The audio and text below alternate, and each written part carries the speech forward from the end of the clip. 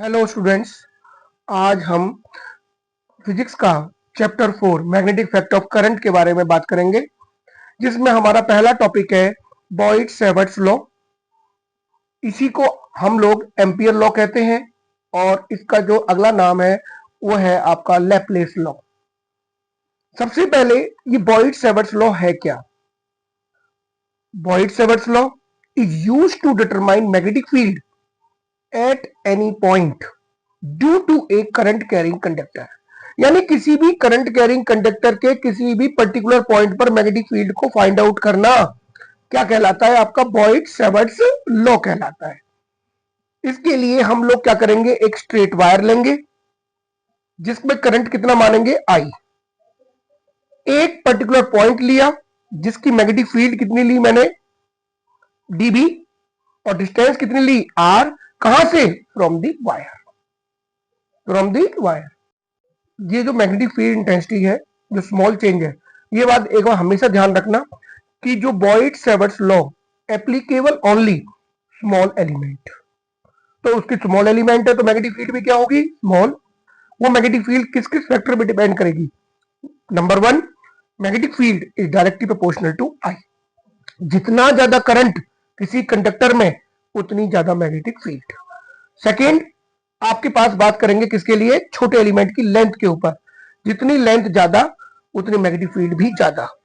तीसरा, angle. Angle यानी किसके बीच में, आपके पास जो हमने पॉइंट लिया है पी पॉइंट और आपका कंडक्टर, थीटा वो एंगल है जो कंडक्टर के बीच में और आपकी पोजीशन जो दे रखी है हमारे पास पी पॉइंट से। अगर हमारे पास थीटा जितना ज्यादा होगा उतनी मैग्नेटिक फील्ड भी ज्यादा होगी। चौथा जो है हमारे पास, are inversely proportional to dB, means point जितना दूर होगा वायर से उतनी मैग्नेटिक फील्ड वीक होगी और जितना नजदीक होगा उतनी स्ट्रॉन्ग होगी।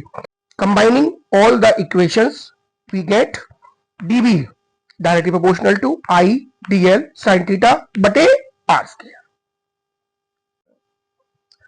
अब हम क्या करेंगे, जो हमने डायरेक्टली प्रोपोर्शनल यहां पर लगा रखा था उस डायरेक्टली प्रोपोर्शनल को हटाने के लिए हम वहां पर एक कांस्टेंट लगा देंगे के, यानी dB equal to K I dl sine theta upon r square.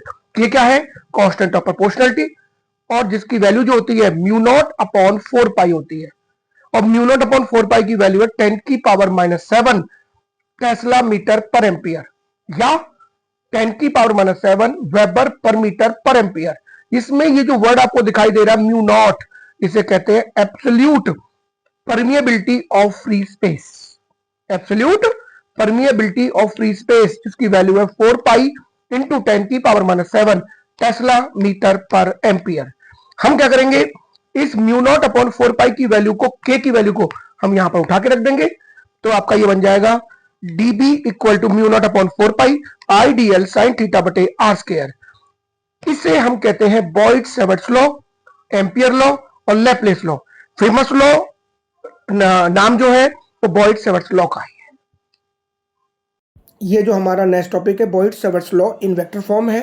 We know that dB mu not upon 4 pi I dl sine theta बटे आर स्क्वायर। अगर जब इसको वेक्टर की फॉर्म में लिखेंगे तो dB vector equal to mu not upon 4 pi I dl vector cross R cap बटे R vector का मॉडुलस का होल स्क्वायर।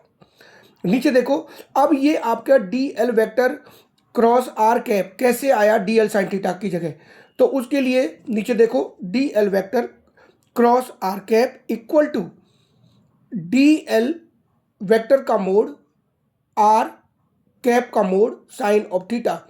हम लोग जानते हैं cross product A cross B equal to A B sine of theta होता है। तो डीएल वेक्टर का मोड आर वेक्टर का मोड साइन थीटा, यानी कितना आ गया, डीएल साइन ऑफ थीटा। इस तरह से हमने ये कर दिया। नीचे आपको दिखाई दे रहा है, अब हम लोग क्या करेंगे, आर कैप दिखाई दे रहा है, आर कैप की वैल्यू होती है आर वेक्टर बटे आर वेक्टर का मॉडुलस, और आर कैप की वैल्यू को हम वहां पर उठा के ऊपर रख देंगे।